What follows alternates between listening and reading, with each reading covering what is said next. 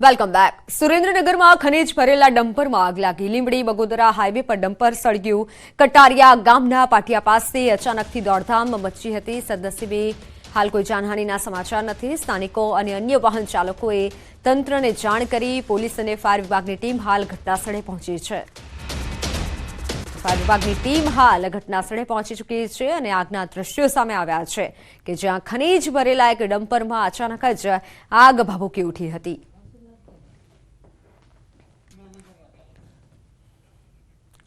તો તાપીના સોનગઢના ઓખલદા ગામે પ્રાથમિક શાળામાં બાથરૂમની દિવાલ ધરાશાયી થઈ.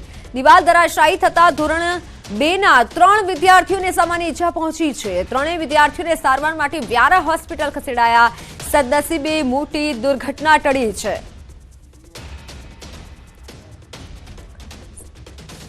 તો ધોરણ 2ના 3 વિદ્યાર્થીઓને સામાન્ય ઈજા પહોંચી છે અને આ મહત્વના સમાચાર. તાપીથી પ્રાથમિક શાળામાં બાથરૂમની દિવાલ ધરાશાયી થઈ.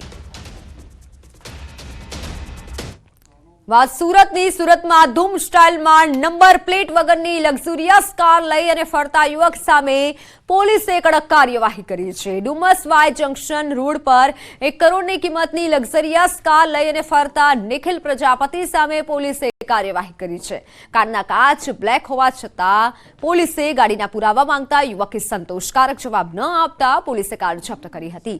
પોલીસે કારની બ્લેક ફિલ્મ ઉતારાવી અને નંબર પ્લેટ લગાવડાવ્યા બાદ કારને મુક્ત કરી હતી.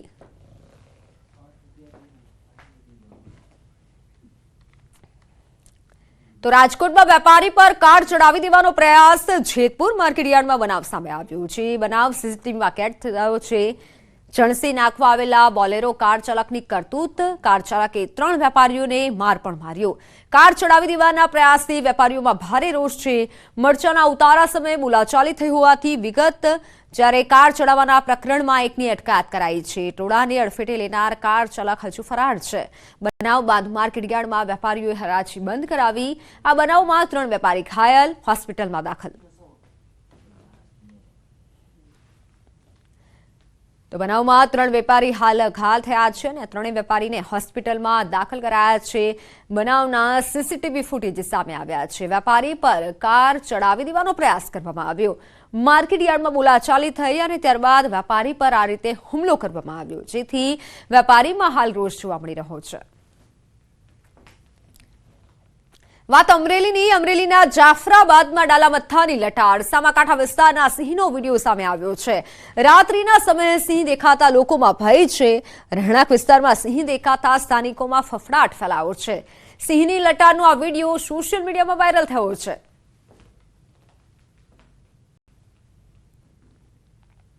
સામાકાંઠા વિસ્તારમાં સિંહનો જ વિડીયો સામે આવ્યો છે, જેથી સ્થાનિકોમાં પણ ભય છે. રાત્રિના સમયે સિંહ દેખાતા લોકોમાં અત્યારે ચિંતા વ્યાપી છે. અમરેલીનો આ વિડીયો હોય તેવું હાલ સામે આવ્યું છે.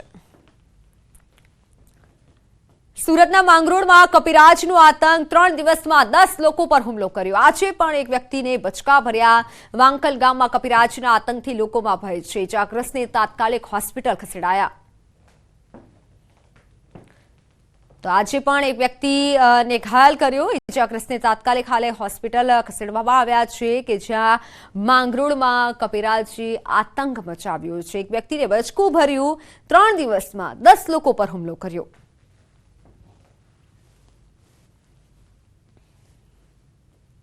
टोकरी बना रहा नहा के मैंने अपनी चड्डी और अपना तैमल लगाया जैसे ही बचका आके नहीं एकदम से और पैर फिर चौंक गया. मैंने ढोल मारा उसके माथे में जब उसने छोड़ा. આણંદના વિદ્યાનગરમાં વ્યાજખોરોના ત્રાસથી યુવકે આપઘાતનો પ્રયાસ કર્યો. વ્યાજખોરો ઘરે આવી પરેશાન કરતા હોવાનો પરિવારજનોએ આક્ષેપ કર્યો છે અને દરરોજની 10,000થી વધુની રકમ માંગતા હતા.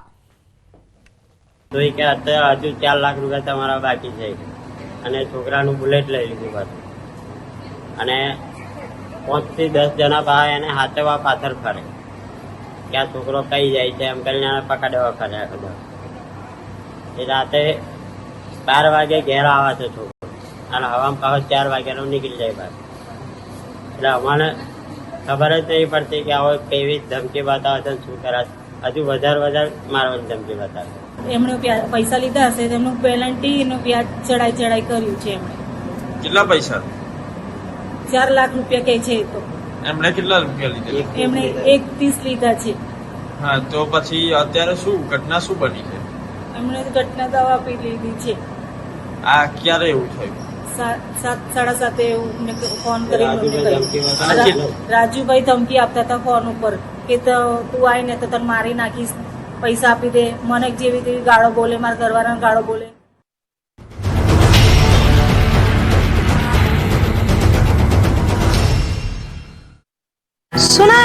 અધિકારીઓનો દાવો છે, પરંતુ હકીકત એવી છે કે માત્ર 10 વર્ષમાં જ તૂટવા લાગ્યો. બંધ કરવાનું કારણ એ હતું કે બ્રિજની મધ્યમાં પડેલું ગાબડું, અને આ ગાબડું એવડું મોટું હતું કે ગાબડામાં નથી દેખાતો ઉપરનો ડામર કે નથી દેખાતું એના નીચેનું કોન્ક્રીટ. ગાબડું નહીં પણ બ્રિજમાં હોલ પડી ગયો હોય એમ આરપાર દેખાઈ રહ્યું છે. આ ગાબડામાં બ્રિજની અંદરના સળિયા પણ બહાર સ્પષ્ટ દેખાય છે. કોન્ક્રીટ અને કપચી હાથમાં લેતા ખરવા લાગે છે. હવે તમને એમ લાગશે કે આ બ્રિજ વર્ષો જૂનો હશે, પરંતુ હકીકતમાં આ બ્રિજને બન્યા માત્ર 10 વર્ષ જ થયા છે. 2014માં આ બ્રિજનું ઉદ્ઘાટન થયું અને 10 વર્ષ થવા આવ્યા ત્યાં બ્રિજ બની ગયો ખોખલો. દર વર્ષે જ્યારે ચોમાસામાં સામાન્ય વરસાદ પડે એટલે બ્રિજના રોડનું ધોવાણ થઈ જાય, મસમોટા ખાડા પડે અને બ્રિજમાંથી સળિયા બહાર ડોક્યા કરવા લાગે. ચોમાસું જાય એટલે ફરીથી રોડને રીસરફેસ કરી રિપેર કરી દેવાય, પણ અત્યાર સુધી કોઈ એવી તપાસ ના કરી કે બ્રિજ બનાવનાર એજન્સી આ બ્રિજને ગુણવત્તાવાળો ભ્રષ્ટાચાર મુક્ત બ્રિજ બનાવ્યો છે કે નહીં. આ બેદરકારીનું પરિણામ એ આવ્યું કે બ્રિજના મધ્ય ભાગમાં એક્સપાન્શન જોઈન્ટમાં અચાનક ગાબડું પડી ગયું. અવર જવર માટે આ બ્રિજ ખૂબ જ જોખમી બન્યો. બ્રિજની જાણ થતાં માર્ગ અને મકાન વિભાગ અને રેલવેના અધિકારીઓ પણ ઘટના સ્થળે દોડી આવ્યા. સ્થિતિની ગંભીરતા જોતા બ્રિજ બંને બાજુથી તાત્કાલિક બંધ કરવાની ફરજ પડી. પાટણના સાંતલપુરમાં ખેડૂતો જાતે કેનાલ સાફ કરવા મજબૂર. કેનાલમાં સફાઈ ન થતી હોવાથી ખેડૂતોને હાલાકી. કેનાલમાં ગંદકીના કારણે ખેડૂતોને નથી મળી રહ્યું સિંચાઈનું પાણી. અનેક રજૂઆત છતાં તંત્રએ આ ખાડા કાન કરતા ખેડૂતોએ જાતે જ કરી કેનાલની સફાઈ. ગીર સોમનાથના જયપુરમાં લોકોને પીવાના પાણી માટે વલખા. છેલ્લા 14 વર્ષથી સ્વજલ ધારા યોજનાની પાઇપલાઇન 500 મીટર જેટલા એરિયામાં બનાવવાની બાકી હોવાથી સ્થાનિકોને હાલાકી.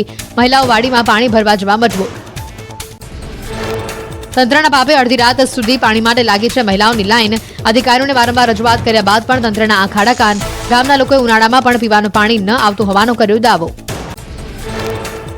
પાટણ શહેરમાં બાકી વેરા ધારકો સામે પાલિકાએ કરી લાલાખ. સરદાર કોમ્પ્લેક્સમાં આવેલ આઈબીપી પેટ્રોલ પંપ તંત્રએ સીલ કર્યો. છેલ્લા 3 વર્ષનો 3,24,461 લાખનો બાકી વેરો ન ભરતા તંત્રની કાર્યવાહી. સુરત જિલ્લાના આસ્થા ગામે એક્સપ્રેસ હાઈવેને લઈ ગ્રામજનોએ હલ્લાબોલ કર્યો.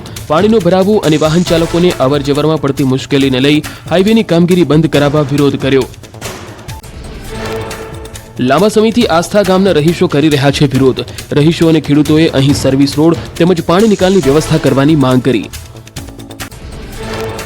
રાજકોટના માધાપર સર્કલ નજીક સત્યમ શિવમ સુંદરમ વિસ્તારમાં